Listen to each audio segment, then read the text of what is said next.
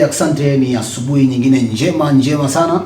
Siku njema huonekana asubuhi. Yes. Na hii ni The Serengeti Podcast, Serengeti Shall Never Die, chini ya udhamini mkubwa kabisa wa PICC, Papu International Conference Center, where Africa meets the world. Na hii ni Serengeti Podcast mpya kabisa ya kitaaluma na ya kitaalam kabisa, ambayo tutakuwa tukiwashirikisha na kuwaalika wataalamu mbalimbali kutoka katika uwanja mkubwa sana wa utalii, lakini tukichanganya uhifadhi na mambo ya mazingira kwa maana ya nature. Lakini pia tutakuwa tukizungumzia masuala ya culture, tukimaanisha tamaduni zetu, kwa sababu tuna tamaduni nyingi sana nzuri za Kiafrika. Lakini pia tutakuwa tukizungumza masuala mbalimbali ikiwemo masuala ya michezo. Kama mtakumbuka, hivi karibuni tutakuwa na festival kubwa nzuri sana, mimi napenda kusema ya kidunia, ingawa ni ya Kiafrika zaidi, Africa Cup of Nations, AFCON. Kwa hiyo tutakuwa tukizungumza pia masuala ya utalii wa michezo, sports tourism, au vibana bila kusahau taaluma adhimu kabisa ya masuala ya guiding na magaidi, kwa sababu huwezi kuzungumza utalii wetu wa Afrika, huwezi kuzungumza utalii wa Tanzania, huwezi kuzungumza utalii wa East Africa bila kuzungumzia taaluma adhimu kabisa ya guides. Kwa hiyo mambo yote haya tutakuwa tunayazungumza katika The Serengeti Podcast chini ya udhamini mkubwa kabisa wa the PICC, Papu International Conference Center. Na pia tutazungumza kwa kipekee kabisa masuala ambayo ni utalii mkubwa sana ambao umeanza kukua hivi sasa na miaka hivi karibuni, utalii wa kipekee kabisa, tunaita utalii wa mikutano, yani conference tourism. Na hapa sasa ndo tunakwenda kuona ingizo jipya kabisa la Papu International Conference Center ya kisasa kabisa. Pamoja nami mwongozaji wako mkuu, main host Chacha the Ambassador, nitakuwa na mwenzangu mtaalam kabisa Beni Sanga, ambaye tutakuwa tunashirikiana katika kukuletea taarifa nyingi mbalimbali, uchambuzi na vitu kama hivyo katika The Serengeti Podcast, Serengeti Shall Never Die. Sasa leo nimekuletea surprise kubwa sana nzuri ya kipekee, na kwenda kwa surprise na kwenda kuwashtua. Leo tunaye mgeni rasmi kabisa katika podcast yetu, naye anakwenda kwa jina la Dr. PhD Victor Kakengi kutoka TAWIRI. Yeye ni Chief Research Officer, kwa Kiswahili tunasema mtafiti mkuu kiongozi pale katika taasisi yetu ya TAWIRI, ambayo imepata sifa za kipekee kabisa Afrika Mashariki na Kati. Tuko pamoja bwana TAWIRI ni kifupi cha maneno Tanzania Wildlife Research Institute, taasisi muhimu sana katika kuhakikisha kwamba inatupatia shauri mbalimbali na tafiti mbalimbali katika masuala yetu ya uhifadhi, lakini pia masuala mapana kabisa ya utalii, na hasa kwa kuzingatia kwamba utalii wetu unafanyika sana katika masuala ya nature, katika masuala ya asili, katika masuala ya uhifadhi. Dr. Victor Kakengi PhD. Karibu sana mpa. Asante sana. Ndio. Asante Chacha the Ambassador. Unajionaje? Nashukuru Mwenyezi Mungu. Ndio. Asante sana bwana Sanga. Tunafurahi sana kuwa na wewe. Na mimi nimefurahi kuwa na nyenye leo. Asante ni sana. fursa hadimu na nadhimu sana. Ndio.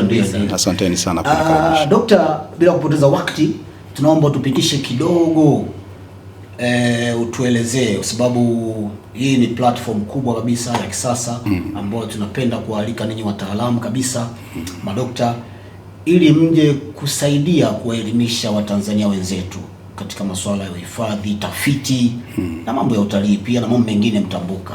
Hebu tuelezee TAWIRI ni kitu gani, ili tupate picha vizuri kwa watazamaji wetu. Kama tulivyosema mwanzoni wakati tunapiga story kabla tujaanza hii session, kwamba utafiti ni kitu muhimu sana. Kabisa. Ni kitu ambacho inabidi kiwepo kwenye kila sekta. Hata nyumbani kwako lazima uwe na department ka research. Utafiti hata at the household level you have to have a unit of research ambayo inaweza kana kuinform ili uweze kutumia zile findings za tafiti kuweza kuboresha maisha ya household yako. Lakini utafiti ni muhimu, ni muhimu katika uhifadhi, kwa maana sasa tunaponya wanyamapori kwa sababu kama ulivyosema kwamba utalii unachangia asilimia kubwa sana katika pato la taifa, lakini huwezi kuwa na utalii bila kuwa na uhifadhi kabisa. Na ukizingatia kwamba Tanzania utalii wake unategemea zaidi ya 80% kwenye uhifadhi wa wanyamapori kabisa. Kwa hiyo utafiti nao sasa huwezi kuhifadhi bila kuwa na utafiti, au huwezi kufanya utalii endelevu bila kuwa na utafiti. Yes. Kwa hiyo utafiti ni component muhimu sana. Sasa kwa kuliona hilo, serikali ilitengeneza kwa sheria kabisa taasisi ya utafiti wa wanyamapori Tanzania miaka ya nyuma, miaka 80 na kitu huko, kwamba kuwepo na taasisi itakayekuwa inafanya utafiti wa wanyamapori na kushauri hawa managers wanao manage wanyamapori nchini. Naposema managers na maanisha wa TANAPA, na maanisha Ngorongoro, na maanisha TAWA, na maanisha TFS na wengine, kwa sababu mnyamapori kwa definition ya wanyamapori katika sheria ya wanyamapori nchini ni flora na fauna. Kwa hiyo pia magaidi of course of course they are managers. Yes. They are managers. Yeah. Kwa hiyo sisi kazi yetu ni kufanya tafiti na kushauri hawa managers ili watumie matokeo ya tafiti katika kuhifadhi wanyamapori nchini. Bila utafiti huwezi kufanya uhifadhi endelevu wanyamapori. Tunataka tuhifadhi hawa wanyamapori hizi vizazi vijavyo, miaka milioni ijayo, viweze kufaidi hii zawadi ambayo tulipewa na Mwenyezi Mungu Subhanahu wa Ta'ala. Miaka milioni ijayo. Miaka milioni, na maanisha an endless. That's why I'm saying million. I don't mean million per se, but I mean endless. To infinity. Ili na wenyewe wajivunie hii tunayo kauli mbiu ya wizara inasema tumerithishwa tuwarithishe. Exactly. Tukaorithishwa nao warithishe vizazi vingine, na turithishe na kurithisha, lakini huwezi kurithisha bila kuwa na utafiti. Na mimi daktari hapo amenichanganya kidogo. Anaongelea utafiti umeanza mwaka 80 serikali. Na jaribu kurudi nyuma kwa mababu zetu. Nyuma. Hizi maliathiri ambazo tunazo muda huu, tulikuwa tunazo muda mwingi. Unadhani mababu zetu walikuwa wanafanya namna gani ya utafiti? Kwa sababu kama unasema serikali imeanza miaka 80. Ningetamani kujua kipindi cha nyuma walikuwa wanafanyaje tafiti zao, na walikuwa wanazitumiaje hizo tafiti kuhakikisha wanalinda mazingira, kwa sababu haya mazingira tumeyakuta yana miaka mingi sana. iliyopita. Swali lako kwa kifupi nimelipenda. Babu zetu kabla ya sisi kuja miaka ya 80 waliwezaje kuhifadhi mpaka wakaturithisha sisi ambao tumeona kwamba tuanze tafiti? Asante sana. Ni kwamba nilikuwa namaanisha TAWIRI.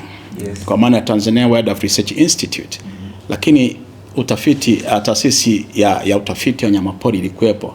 Ilikuwa inaitwa Serengeti Wildlife Research Institute, ambayo ilikuwa based Serengeti. Na imeanza miaka mingi ya nyuma, miaka 1959 huko. Ilikuwa centered Serengeti, na dhumuni lake ilikuwa inafanya utafiti katika Serengeti ecosystem na kushauri wale managers katika Serengeti ecosystem namna bora ya kuhifadhi wanyama. Lakini baadaye miaka 80 sasa ndo serikali ikasema lazima tupanue mandate ya TAWIRI. Isiangalie Serengeti ecosystem, sasa iangalie nchi nzima.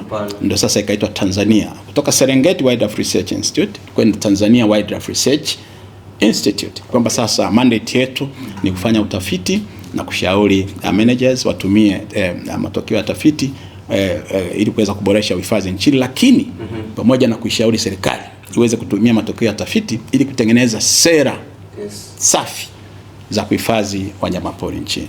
Kwa hiyo ni kwamba miaka ya nyuma of course kulikuwepo na mbinu mbalimbali ambazo hata kabla ya ujio wa koloni, traditional method of conserving animals. Kuna makabila mbalimbali kama Chacha kule kwenu Ukuliani, unakuta jina fulani limepewa. Unajua inaitwa Machugu, jina lingine. Machugu maana yake nini? Machugu yani ni mtu ambaye anapenda tembo. Exactly.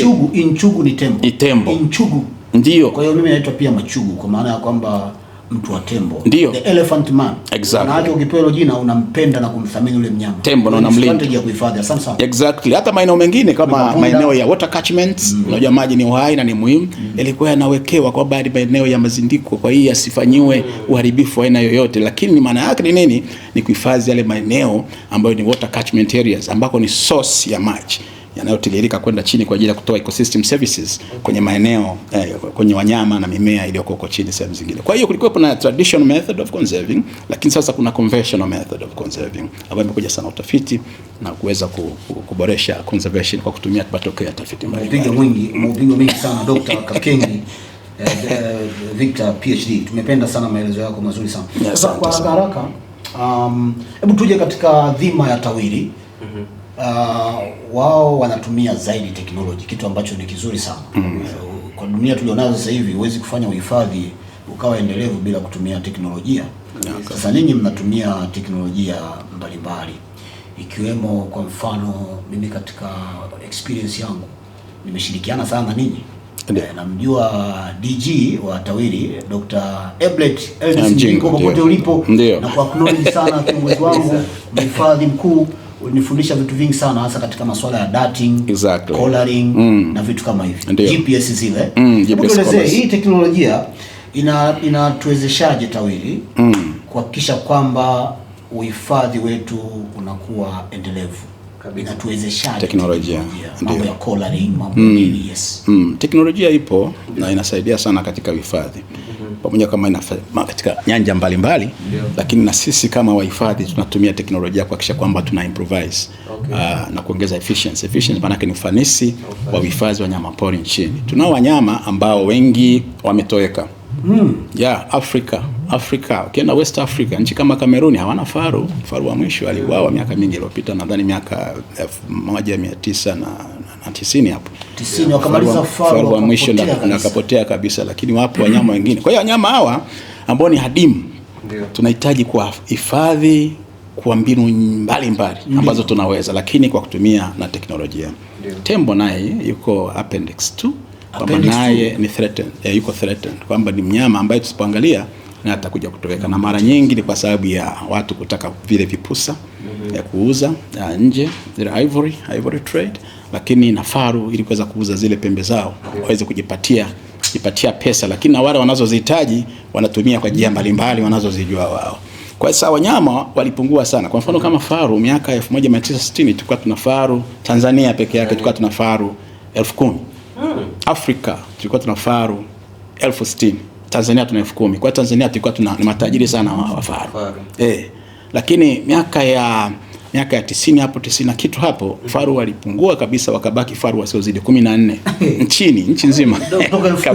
Kutoka 10,000 mpaka hicho kiasi. Kwa hiyo sasa huyu mnyama faru akawa ni mnyama ambaye ni endangered animal. Kwamba ni mnyama tusipoangalia atatoweka katika uso wa nchi yetu. Kwa hiyo sasa wanyama inabidi tuwahifadhi kwa kutumia kila njia including technology. Kwa hiyo tunawafunga sasa vile visukuma mawimbi na kuhakikisha kwamba tunajua waliko, kwa maana ya kujua yafanya monitoring, lakini kuangalia na usalama wao. Kwa mfano kama Ngorongoro pale tumeweka kabisa, kuna control room kubwa, hata Serengeti na kila pahala ambapo kuna faru tuna control room ambayo inatuonyesha faru fulani yuko wapi. Kwa sababu ya hivyo visukuma mawimbi vinatuma signals kwenye receivers zina interpret kwenye kioo sura. Kioo sura unakijua? Kwa Kiingereza mnakitaje? Kioo sura wanaita ni interface. Ili sasa ile interface ndio inakuonyesha kwamba ina translate zile signals zinazotumwa kutoka kwenye transmitter kuja kwenye chumba cha control room kuona kwamba kumbe mnyama fulani yuko sehemu fulani. Na sasa hivi tuna kitu kinaitwa, mbali na GPS collars au VHF collars, sasa hizi tuna teknolojia nzuri sana ambayo inaitwa RORA 1 AI embedded. One ni wide area network. Kwa hiyo ni RORA teknolojia moja imevumbuliwa South Africa, ambayo unamfunga mnyama, hata mnyama akikimbia unamuona control room, mapigo yake ya moyo unayaona, temperature yake unaiona, na hapo unaweza ukasema mnyama huyu labda anafukuzwa na simba anataka kumla, ama anafukuzwa na poachers. Kwa hiyo unatuma sasa, unafanya manning kwamba jamani, nendeni sehemu fulani, mahali fulani, faru anakimbia ama wako wanapigana. Kwa hiyo anatuma signal control room. Kwa sababu ya uchache wao wa wanyama, tunatumia teknolojia kuhakikisha kwamba tunawa monitor movement zao, lakini tunaongeza security zao na kuhakikisha kwamba tunawahifadhi ili waendelee kuongezeka, ili vizazi vijavyo navyo viweze kufaidi hii natural resources tuliokuwa endowed na Mwenyezi Mungu hapa nchini. Bwana, hii ni The Serengeti Podcast. Serengeti shall never die. Na leo studio imevamiwa na mtaalamu kabisa. Kuna vitu ambavyo kusema kweli mimi pamoja na uzoefu wangu Dr. Kakenge PhD nimeshirikiana sana na ninyi TAWIRI, lakini kila siku ninapokutana na ninyi najifunza kitu kipya. Okay. Sikuwahi kujua kuna hiyo Aurora One artificial intelligence embedded. Artificial intelligence, mambo ya AI sasa. Yeah, ni mambo ya akili mnemba hayo. Akili mnemba. Imeingizwa ndani ya hiyo Aurora. Yaani mnyama anapokuwa anakimbia wanamuona na wanajua huyu ni jangili au ni simba au ni nini, kwa hiyo tunawahi kwenda kwa hiyo tusije tukajaribu kwenda huko porini. Utapata tabu kwamba eti ni rahisi tu kama zamani unajichukulia mnyama unavyotaka. Hapana. Utapata shida. Na mimi nafurahi sana na nimewahi kusema kwamba lazima iwe iwavyo tuwalete madaktari wa TAWIRI kwa kiwango kubwa sana, kwa sababu tafiti ndio kila kitu.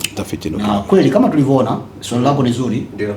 Tusipotumia teknolojia tutajikuta kwamba asubuhi tunaamka hakuna kitu. Mimi nawasha gari langu hapa nawapeleka wazungu wakaone tembo, wakaone twiga, wakaone hamna mnyama. Kwa hiyo tunafurahi sana kwamba uwepo wenu TAWIRI, Tanzania Wildlife Research Institute, mnafanya kazi kubwa sana na tuwape kongole, tuwape ushirikiano wa kutosha kabisa. Leo badala ya kutumia nusu saa tutatumia nafikiri masaa 2. Asante sana. Dedi Sanga hapo unachona. Nashukuru sana. Mimi ni mdau pia wa teknolojia. Super. Sasa kwenye hizi sekta ambazo kama zimesaulika, nikimaanisha utalii na sekta nyingi. Ila nataka kufahamu katika teknolojia mnayoitumia. Umesema faru ni moja kati ya ni wale wanyama ambao wako hatarini kutoweka. Faru mweusi. Je, hizi teknolojia zinatusaidia sisi kuhakikisha tunaongeza, kwa sababu kuwatunza ni swala moja, lakini kuongeza pia uzao, kama umetoka kunipa data ndogo, walikuwa 10,000 na sasa 60. Sasa tuna faru 285. Weusi 285.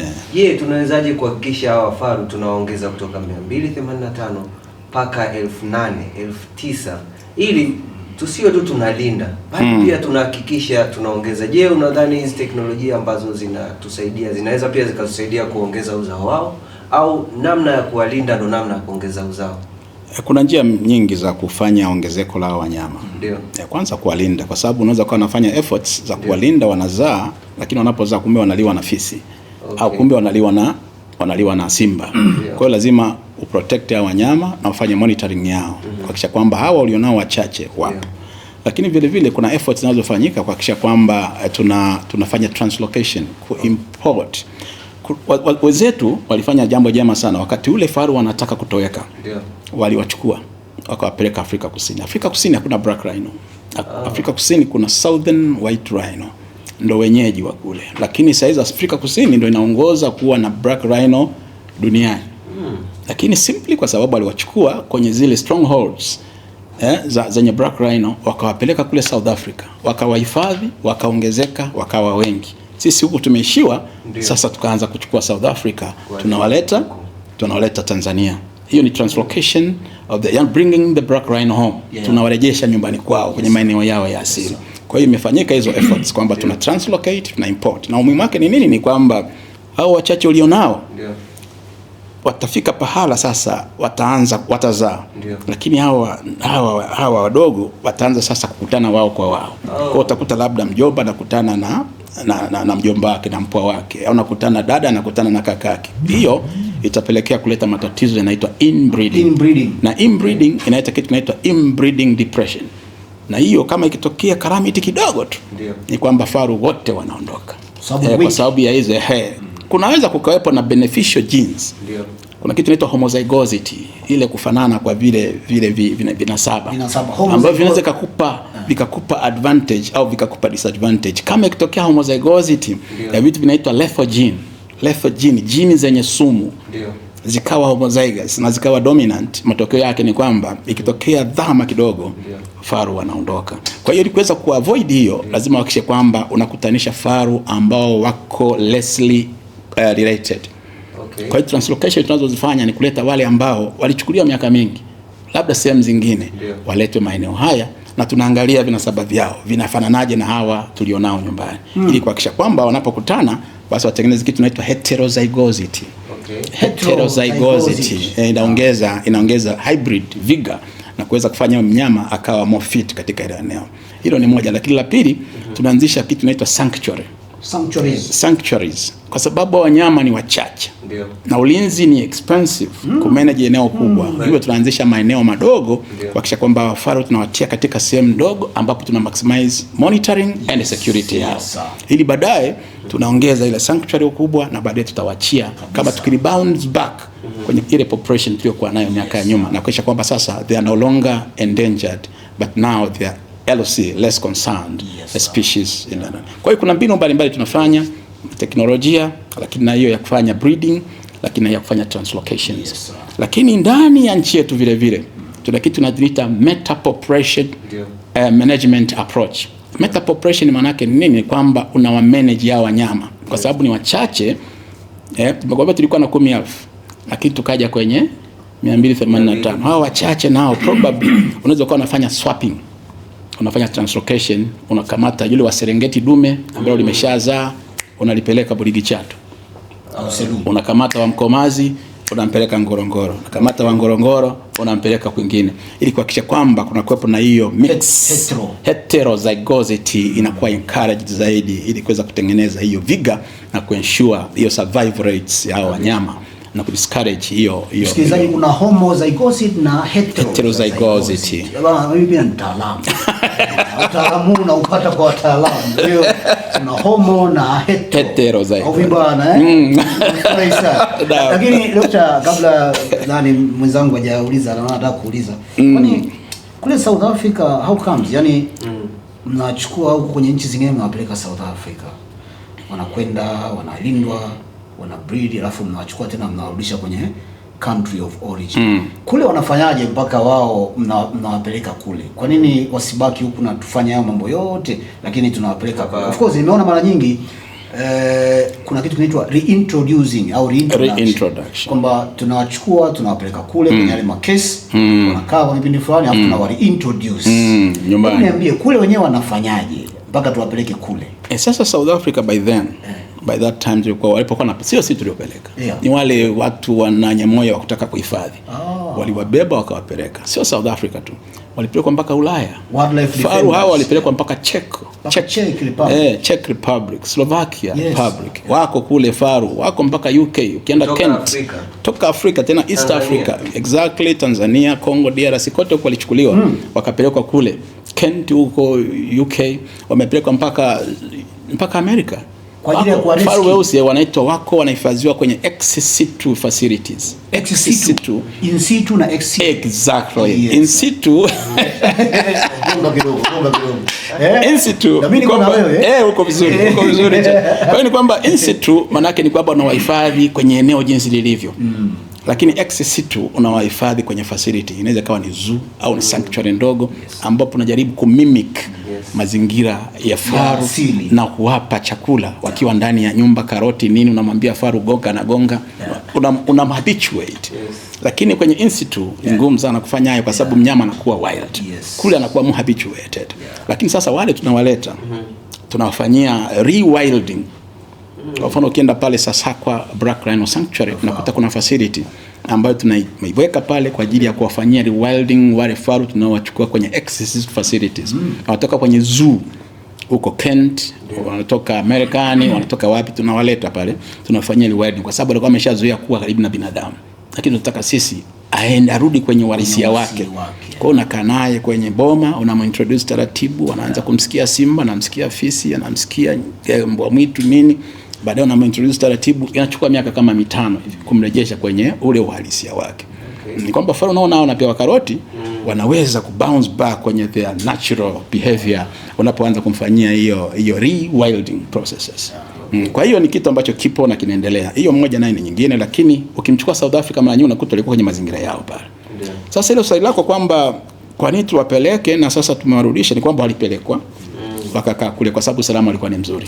Of course wale wameshatumia advance kwenye teknolojia. Walikuwa lakini saa hizi ujangili South Africa nadhani inaongoza duniani kwa ujangili wa faru duniani, ambako anasema kila baada ya siku moja faru mmoja anauawa. Kwa hiyo nao wale sasa Kwa mfano leo tumeleta faru weupe Ngorongoro. Ni kujaribu kusaidia kwamba Southern White Rhino tumewaleta Ngorongoro ili tuendelee kwa hifadhi kama walivyofanya wao, ili kule wakiisha waweze kurejeshwa katika maeneo yao ya asili. Ni kusaidiana, ni dunia moja ya uhifadhi. Na mimi naamini Dr. Victor Kakengi. Hata hao ambao wanasema kwamba walichukuliwa kipindi cha nyuma wakapelekwa Cheki, wakapelekwa Kenya, wakapelekwa wapi? Wenzetu waliona kwamba tukiwaacha tu huku hawa watu bado hawana uwezo wa kutosha kuwalinda ili waepukane na extinction, wasitoweke. Kwa hiyo acha tusaidiane. Ndio maana wanafanya hiyo ex situ na baadaye tunakuja kuwarudisha na kufanya in situ. Bana kwa guide lazima uwe mtaalamu. Ex situ ni kuwaweka wanyama kwenye sehemu ambayo unaweza ukawalinda, lakini ukawazoesha maisha kidogo ambayo sio ya kule kwenye asili yao. Lakini in situ unawarudisha na kuwaweka katika maeneo yao ya asili ili waweze kuishi kiasili bwana. Na kila mnyama, kila hata binadamu tunapenda kuishi kwenye uasili kabisa. Nimefurahi sana, unatupa misamiati mizuri ambayo tunatakiwa tuifahamu na wanajamii waifahamu katika kusaidiana ninyi TAWIRI na mamlaka na nchi kwa ujumla katika kuhifadhi. Amen. Kwako Beni. Dokta, kwa tafiti zetu na umeongea kuhusu swala la utafiti. Ndio. Pia sisi Serengeti Podcast tunafanya tafiti zetu. Ndio. Chini kwa chini. Safi sana. Tumegundua mpaka sasa una machapisho zaidi ya 25 na yamekuwa cited mara 1600 kwa kupitia ResearchGate. Unaweza kutupitisha kwa uchache kidogo machapisho haya yalibase sana sehemu gani? Na kuna faida gani ya watafiti kuwa na machapisho mengi? Kwa sababu binafsi naamini kama tutakuwa na machapisho machache, hii knowledge ambayo ina watu wetu itashindwa kusambaa kwa vizazi na vizazi, na tutabaki kutegemea knowledge kutoka mataifa magharibi kurifaa vitu vyetu. Kwa hiyo unapoona watafiti wa ndani wanajikita katika kuchapisha machapisho mengi sana, nafurahi na ningependa nifahamu kutoka kwako, haya machapisho yana faida gani na haya machapisho yalilenga nini hasa? Kwanza pale taasisi ya utafiti wa wanyamapori Tanzania kama taasisi zingine za kitafiti na vyuo vikuu huwezi kupata promotion kama ufanye utafiti na kuchapisha. Kwa hiyo promotion is through publication. If you don't publish, then you perish. Tabaki hapo ulipo. If you don't publish, then you perish. Inapenda misemo yako. Yes, if you don't publish, you perish. So you have to publish.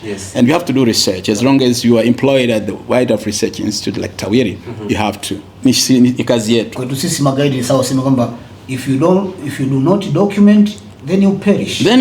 You say, so you need exactly, you need to document what we are doing. Na kuweza ni sehemu ya protocols za kufanya utafiti kwamba you are developing a research proposal, you are getting the funding, unapata pesa kutoka kwa wafadhili, then you are undertaking the research, then you have to disseminate your research findings. Una disseminate kwa ile community uliyoifanya, kwa local government authority na kwa wengine, ili waweze kutumia matokeo yako ya tafiti kuweza kufanya kuimprovise day to day management especially ya wildlife katika perspective hiyo. Lakini dunia ikujue vile vile, ujue kwamba na wewe upo kisayansi, una exist, lakini watu wengine wanaweza kutumia matokeo yako Cameroon, Ghana, wapi huko kwingine ambayo umeyafanya Tanzania na ukayapata yakawa ya msaada hata kwao kuweza kuhifadhi. Kwa hiyo lazima upublish, you have to be active as a part of our protocol. So ukitaka kuwa promoted, mpaka kama mimi ni chief research officer, huwezi kuwa chief kama huja publish. Kuna mtu mzito sana. Kwa hiyo lazima ni kwamba ukitoka research assistant kuja kuwa research assistant kuja kuwa researcher, lazima upublish angalau na paper 2 au 3.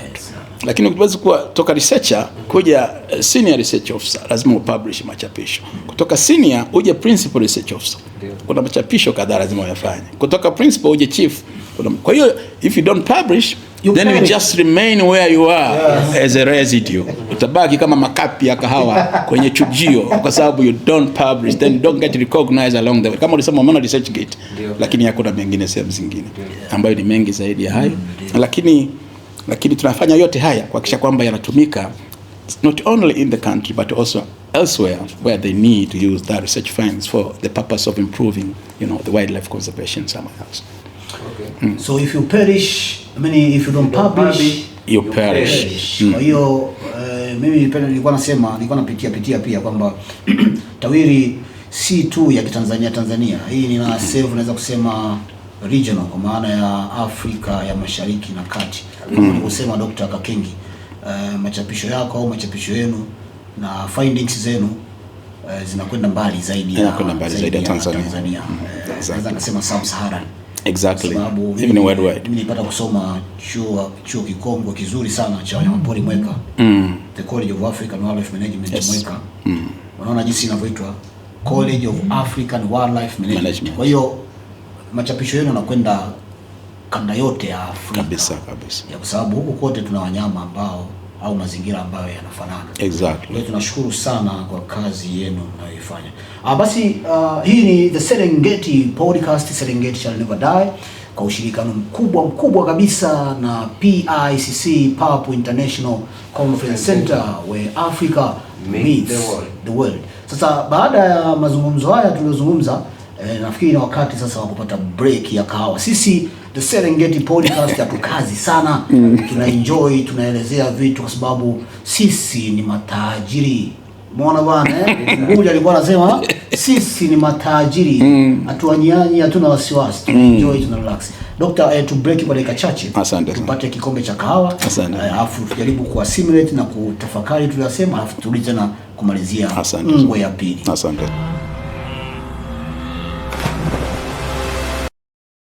Asante tena. Hii ni ngwe ya pili, ni sehemu ya pili ya The Serengeti Podcast Session, Serengeti Shall Never Die, na chini ya udhamini mkubwa kabisa wa the PICC, Papu International Conference Center, where Africa meets the world. Dr. tulikwenda break kidogo ya kahawa, lakini tulikuwa na vitu vingi bado ambavyo viko pending. Tungependa kwa taaluma yako na ujuzi wako na elimu yako uweze kushare na community yetu, familia yetu kubwa sana katika masuala ya uhifadhi na utalii.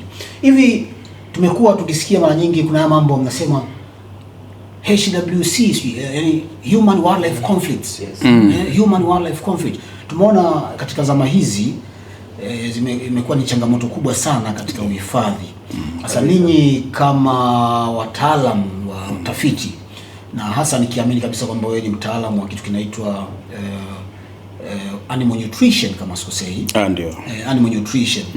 Mnafanyaje katika kuhakikisha kwamba mnapunguza hizo changamoto, hasa malisho? Mnawezaje kubalance malisho yaliyopo yaweze kuwatosha wanyama wa kufugwa, lakini pia wanyama wa porini, kwa sababu hivi vitu vyote vimekuwepo toka enzi za mababu. Hakuna namna unaweza kusema kwamba hawa watu waondoe, hawa watu waache, hawa watu waache, hawa watu waondoe. Hebu tupitishe hapo kidogo. Asante sana Chacha, the ambassador of tourism in Africa. Is it in Africa or the whole world? The whole world. The entire world, kwa sababu unaowapeleka kule wanatoka mataifa mbalimbali kabisa. Kwa hiyo I appreciate that. Kwa hiyo ni kwamba human wildlife conflict, ya migongano kati ya binadamu na wanyamapori, kwanza ilianza tangia na wanadamu walipoanza kuishi karibia na wanyamapori. It's a long time ago, maybe since Adam na Eva.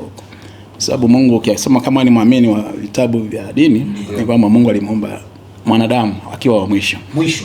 Aliumba vyote, kaanza na nchi, kaweka bahari, kaitenga bahari na nchi kavu, akaja akaumba mwezi, akaumba anga. And then mwanadamu akawa wa mwisho. Baada kuumba wanyama, na akasema hawa wanyama wote ni miliki yako na vyote vilivyomo ndani. Tawale na kuviuisha. Akaambiwa wape majina. Akawapa majina, akampa simba, akamuita faru, akampa hayo majina yote yalikuwa. Kwa hiyo conflict ilianza tangia enzi zile mwanadamu alipoanza kuishi karibia na mnyama pori. Ila extent ya conflict imekuwa ikiongezeka siku baada ya siku, kwa sababu ziko factors zinazo trigger hiyo increase in human wildlife conflict, ambayo moja hapo ni pamoja na ongezeko la idadi ya binadamu, human population increase. Miaka ya nyuma sana, miaka 60 tulipopata uhuru, nadhani population yetu ilikuwa kwenye milioni 8 na kitu hapo. Ndio. Lakini sasa kulingana na sensa iliyofanyika mwaka 2020 ngapi, population yetu ni zaidi ya milioni 65. Tuko 65 sasa hivi, wako na predict kulingana na ile rate wasema tuko kwenye 67 68 hapo. Kwa hiyo you can see that big jump. Kwa hiyo ni kwamba jinsi wanadamu wanavyozidi kuongezeka, maana yake wanahitaji chakula cha kingi zaidi. Wanahitaji eneo kubwa sana kwa ajili ya kwa ajili ya makazi. Wanahitaji maeneo makubwa sana kwa ajili ya developments, kuweka kata mnazoziona hizi, umeme, projects mbalimbali, kujenga SGR. You know, those are the factors that are attributing now in augmenting the human wildlife conflict countrywide, not only countrywide but Africa-wide.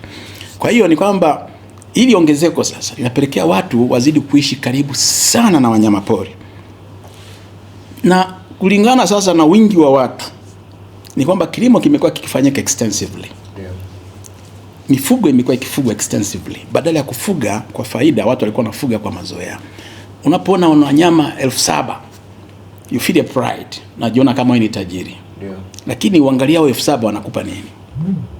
Unaona? Kwa unafuga wengi kwa ajili ya prestige, na uonekane kwamba wewe tajiri japo unaishi maisha yale ya kimaskini. Lakini kulima eneo kubwa nayo ilikuwa inaonekana kwamba wewe ni tajiri. Kwa hiyo inakupa prestige. Ukikaa hapa kuona mahindi yametanda kuanzia hapa mpaka mayungu yanapozama, unaona kwamba ni prestige. Lakini ni kwamba haya maeneo sasa ambayo tulikuwa tukifanyia kilimo na mifugo traditionally, kwa ajili ya ongezeko kubwa hili sasa yanakuwa kama hayatoshi. Kwa hiyo kinachotokea, tunaanza ile kitu inaitwa nomadic. Utakuta labda wale kwa mfano tulia mfano wa Sukuma ambao wenye maeneo yao ni Shinyanga, Mwanza na kidogo Tabora, sasa wako nchi nzima, wanatembea nchi nzima. Wamasai ambao tulizoea kwamba kwa kaskazini wako nchi nzima, na kisa kila pahala mpaka Iringa mpaka Unguja, nadhani umeona Wamasai wako kila pahala. Kule kwetu Bukoba wako. Ni kwamba wanachotafuta, they are looking for the pastures of their livestock. Sasa haya maeneo wanakopeleka hao wanyama kupata chakula, wana establish na makazi. Kwa hiyo wanakata miti, ni wanyama hawa hawaelewi kwamba mimi hapa, hii ni national park, hii ni game reserve, hii ni game control area. Mnyama yeye anapoona kwamba mazingira yanamfaa nika nakoishi. Kwa hiyo nakuta kumbe yale maeneo ambayo sasa hawa wanakuja wakayasafisha, wakaanza kuweka kilimo, wakaanza kusafisha ili waondoe mbung'o waweze kufuga vizuri, wasafishe, waondoe simba wasishambulie, ni maeneo yalikuwa ya kihistoria ya wanyamapori. Kwa hiyo nakuta mnyama naye anataka eneo lake na binadamu anataka eneo. Maana mnyama yeye hajui kwamba saizi niko Serengeti. Mnyama hajui hii mipaka yetu umeweka. He does not understand. He understands the area that gives its own day to day needs.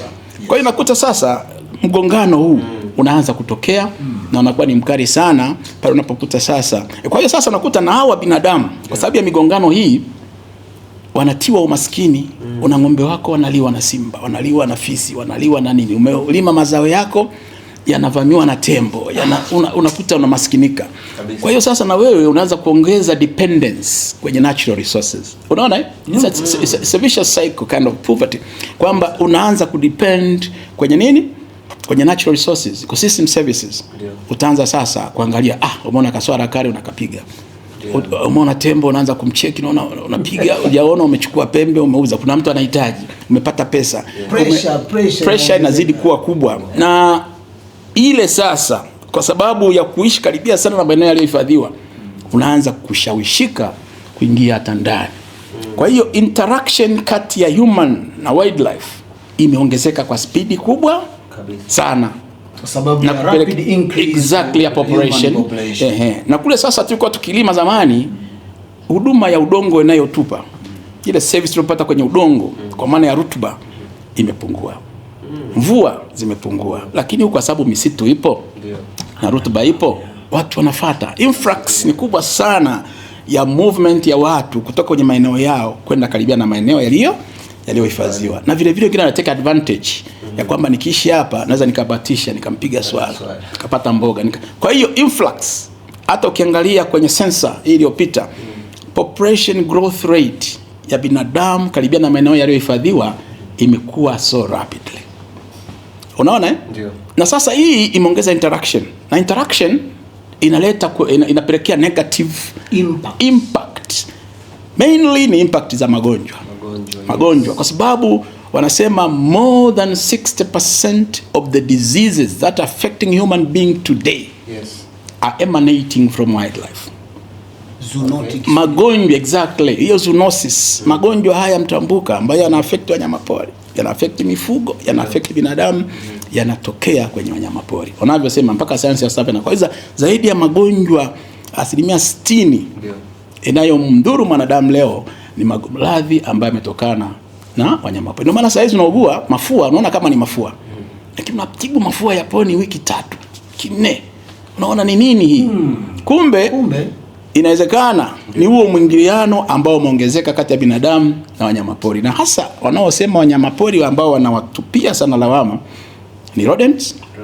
Kwa maana ya jamii ya panya, primates na popo. Masokwe nini hayo, lakini pamoja na our bats.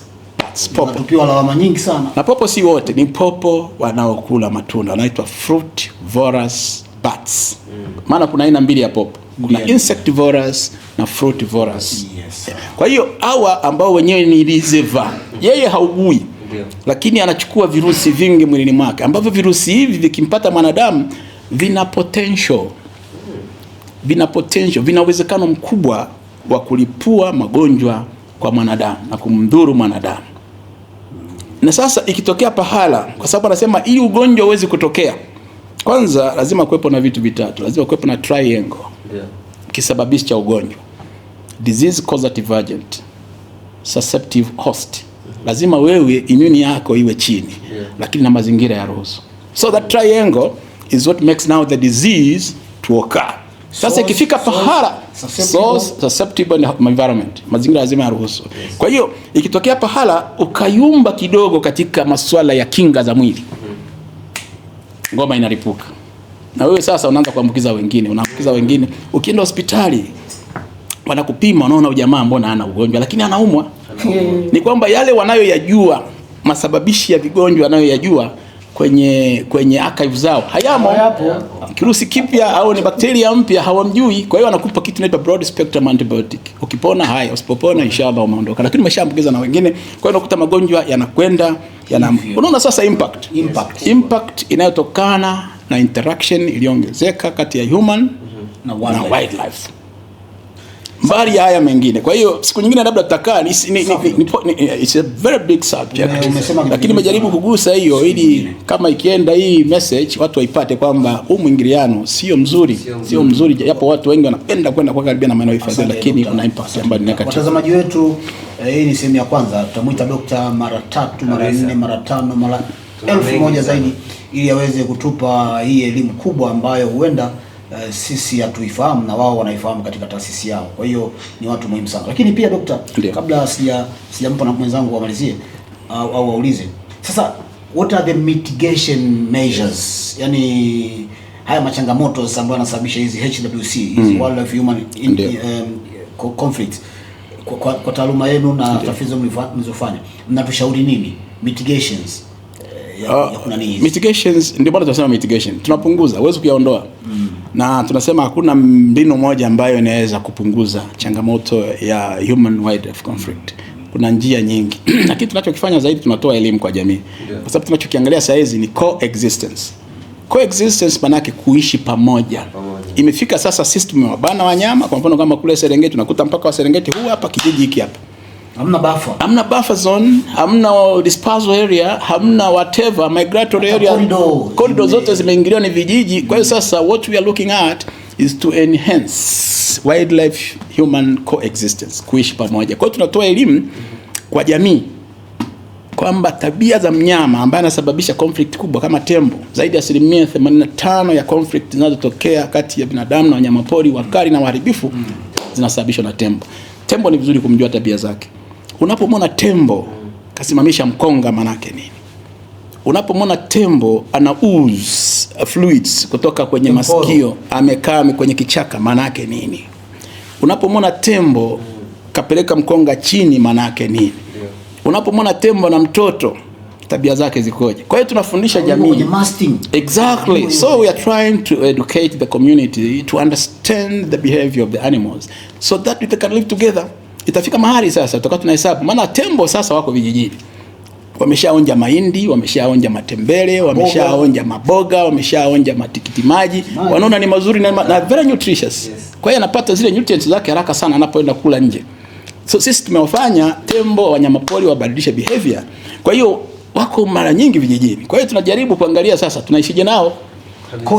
Coexistence tunafanyaje? Itafika pahala sema kijiji cha Chalukwambe huko Kilosavia kwamba kuna watu 400,000 na tembo 65.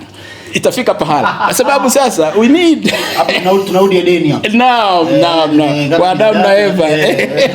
Kwa hiyo tunaangalia Adam na kuishi, lakini tunatumia teknolojia kuweza kuensure kwamba tunaangalia movement za wanyama, tunaangalia wale wanyama wakorofi ambao wanapenda, si wanyama sio tembo wote wanapenda kwenda nje ya maeneo ya hifadhi. Tunaangalia wale viongozi wakorofi, tunawafunga GPS collars, tuna monitor. Kuna kitu inaitwa geofence ile kwamba akifika pahala anataka kwenda kijijini inakuletea alarm kwenye simu au kwenye nani, unapiga jamani, hebu kama toeni tembo fulani kijino anataka kuingia kwa Rukwambi, hebu mrudishe hivyo. Lakini tunafanya mbinu mbalimbali za kutumia haya mabomba ridi. Tunatumia fence za pilipili, tembateli pilipili, tunatumia mbinu mbalimbali. Lakini sasa tumekuja na teknolojia mpya ya kutumia uzio wa umeme wa jua ambao umeonekana kuwa very efficient. Kuna mradi nimefanya mimi nikiwa kama mtafiti kiongozi kule Ikorongo ambao una kilomita 33 na una vijiji 6. Nimeona ile. Nadhani umeona hiyo fence, mimi ndo mkuu wa utafiti. Kwa hiyo kwa miaka 5 umeprove kuongeza human wildlife coexistence na watu wamefurahi. Eneo ambalo lilikuwa halikaliwi na watu wamerudi, watu wanavuna, wanakula, wanakunywa, watoto wataenda shule, maisha yao ni bwelele na wanawapenda sasa wanyama pori. Tunakuomba sana Dokta, tutakuita mara nyingi usije kuja tafadhali. Tuahidi kwamba utakuja. Karibuni wakati wote. Elimu ni sehemu ya TAWIRI kutoa elimu. Asante sana. Bwana, kwa maslahi ya muda nikupe nafasi kama una swali la kumalizia. Yes, kwa vile ni Serengeti Podcast na tupo na mdhamini wetu PICC, Paku International Conference Center. Yes sir. Na swali moja kuhusu Serengeti, hasa the Great Migration. Ambayo inafanywa na nyumbu na other ungulates na zebra. Ningependa kufahamu kwa uchache kidogo, ni siri gani ambayo umeigundua au ni kitu gani cha kitofauti wewe Dokta katika taasisi katika utafiti zako umefahamu kuhusu hii migration na jamii watu wengi hawafahamu, kwa sababu nadhani ni moja ya tukio maarufu dunia nzima. Na watu wanasafiri kutoka masafa ya mbali magharibi, wanalipa pesa nyingi kuja kushuhudia tu nyumbu wanapovuka kwenye maji, wanavozaliana, wanavyofanya ile anti-clockwise movement, kila kitu. Nadhani ungetupitisha kidogo, kuna siri gani sana kwenye hicho kitu, kwa sababu binafsi mimi naamini ni kitu special sana Tanzania tunacho. Asante sana. Nadhani hii kwa mahama kwa nyumbu na hawa pundamilia na wengine, of course migratory animals ni zaidi ya hao wawili. Na mpaka hata Thomson Gazelle na wako kwenye msafara, Eland na wako kwenye msafara wapo, lakini kwa uchache wao, ila walio wengi ni hawa wildebeest na zebra wana migrate.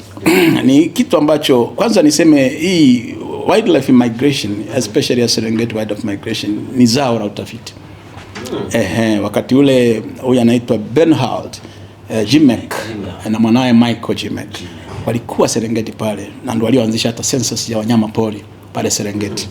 Wakaona hao wanyama mbona traditionally wamekuwa kiama wakipita njia zile zile, seasonally wanakwenda wanarudi, wanakwenda wanarudi, na wanakaa mahali wanazaa, maliza wanajitenga. Sasa madume na majike, majike yanakaa huku yanazaa, madume yako huku yanaendelea na maisha, yanasubiri majike wakishazaa watoto wakakua, yanakutana kwenye plain. You can see 1.8 million wildebeest in the Serengeti Plains. So beautiful and colorful. Ulishafika nadhani umeona so beautiful. And then later they start moving, going towards somewhere else. Na factors zinazo wa trigger, of course utafiti umeonyesha kwamba wanafuata maji na wanafuata chakula na vitu vingine, lakini wanakwepa maeneo yenye human disturbance. Yenye human disturbance.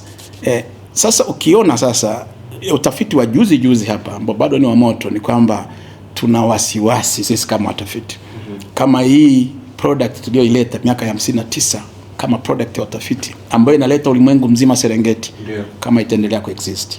Kumekuwa na migration zingine maeneo mengine ya Canada, Marekani, wapi kwenye protected areas, lakini zimekufa, zilipotea kwa sababu ya human influence. Sasa Serengeti shall never die, or Serengeti shall not die, kama alivyosema Jimek, inawezekana ikawa ni tofauti yake. Naweza kusema Serengeti shall not die, na isema boldly ili to take precaution na kuhakikisha kwamba tunatimiza ile azma ya Wizara ya Maliasili na Utalii kwamba tumerithishwa, tuwarithishe na wengine, kwamba Serengeti shall not die. It could probably be a lie. Kuna article moja naandika kwamba Serengeti shall never die is a lie. Kwa sababu Serengeti sasa imeingiliwa na human activities nyingi. Mahali penye potential ya wanyamapori sasa kuna ile tunaita ni kama ubinafsi sasa umeingia. Kila mmoja anataka a benefit pale. Kuelewa sana. Kila mmoja anataka benefit kwenye hii ecosystem service. Kila mmoja anataka, lakini ecosystem service hii haikuja yenyewe. Imeletwa kwa sababu wale watu waliokuwa kihifadhi walikuwa wakizingatia matokeo ya tafiti, na bila utafiti huwezi kuwa na uhifadhi endelevu, na bila uhifadhi huwezi kuwa na utalii kabisa. Sasa Serengeti imekuwa over and above and crowded with a lot of human activities. Kuna majengo nimepita juu Serengeti usiku. Serengeti inafanana Mwanza. Milima yote imejaa mahoteli. Aibu. Mahema yanayojengwa pale kama seasonal camps. Sio kama wanavyoandika kwenye proposal kwamba yata blend na environment. Unakuta mahema meupe, mianga inawaka mikubwa. Seasonal camps zinakuwa sio seasonal camps. Inasikitisha. Wanajiita seasonal but they are not seasonal. Na mahema mengine seasonal camps zinawekwa kwenye maeneo ambayo ni intensively protected zones kwa ajili ya wafaru wa wanyama wakaribia kutoweka. Kwa hiyo ni vitu ambavyo vinataka kuipelekea Serengeti iondoke. Utalii umezidi uhifadhi. Na inabidi space ya utalii isaidie kuhifadhi. Lakini kama uhifadhi, kama utalii hautakuwa utalii endelevu, utaharibu hifadhi. Alafu ni kama mtu unayekata kuti la mnazi wakati umelikalia. Matokeo yake ni nini? Ni kwamba lile kuti likishakatika, wewe na kuti mtaanguka chini. Kwa hiyo naiteki kama precaution kwamba we have to ensure that we are utilizing the wildlife research findings to maximize conservation, so that we can maximize also the tourism, which is bringing more than 17% of the GDP of the country. Dr. ni mwanasayansi, na mwanasayansi huwa anaongea tofauti kabisa na watu ambao ni malayman. Mimi nimefurahi sana Dr. umesema you want to speak this in a bold way kabisa, kwamba Serengeti shall never die phrase can be a lie. Na unatengeneza utafiti huko katika utafiti na kuandika paper kwa ajili ya hiyo, na umeongea vizuri kwamba wakati mwingine ifahamu kweli ikuweke huru na ikuokoe. Ukweli utakao tuweka huru na utaiokoa Serengeti na hifadhi zetu na nchi yetu na jamii yetu na taifa letu.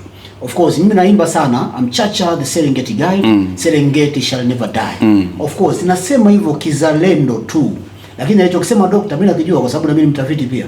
Tunaona kama ulivyosema ulipita usiku na ndege, Serengeti ilikuwa kama jiji la Mwanza, ilikuwa kama jiji la Arusha, ilikuwa kama jiji la Nairobi. Mataa yanaweka kwenye kila mlima. Zile scientific EIA zile scientific EIA hazizingatiwi tena.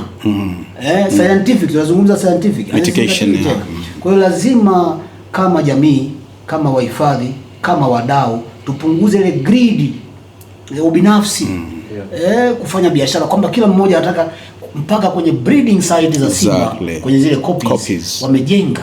Ukija kwenye corridors za wanyama wale nyumbu wanaozunguka wamejenga. Ukija kwenye vyanzo vya maji ambavyo ni seasonal, wanyama watajua kanywa maji pale wamejenga. Na wanyama wataki hizi close interaction na wanadamu. Kwa hiyo mimi ni ambassador wa Serengeti pia, nakubaliana na wewe kwamba lazima tushout, lazima tupaze sauti zetu. Tuhakikishe kwamba wafanya maamuzi wafanye maamuzi sahihi. Either bungeni au mahala popote, kuhakikisha kwamba Serengeti shall never die kabisa. Ili atiko yako unayoandika sasa hivi ikiwezekana usipresent. Yaani maana yake ni kwamba waende mbele yako zaidi. Kuhakikisha kwamba wanaondokana na yale mambo ya kuiharibu Serengeti. Ili na wewe ufike mahali sema hii nilikuwa nataka ni present, imekuwa preempted tena. Kwa pamoja imekuwa preempted. Bana, tumekuwa na session nzuri sana ya the Serengeti podcast, Serengeti shall never die today. Chini ya udhamini mkubwa kabisa wa the PICC, Papua International Conference Center where Africa meets the world. Na tulikuwa na mgeni wetu mahiri sana, mtafiti kiongozi, Chief Research Officer wa TAWIRI, Tanzania Wildlife Research Institute. Ni institute ambayo imepata sifa za kipekee kabisa ndani ya Afrika na nje hata ya Afrika. Kwa hiyo tuseme tu kwamba yanayokuja yatakuwa mazuri zaidi.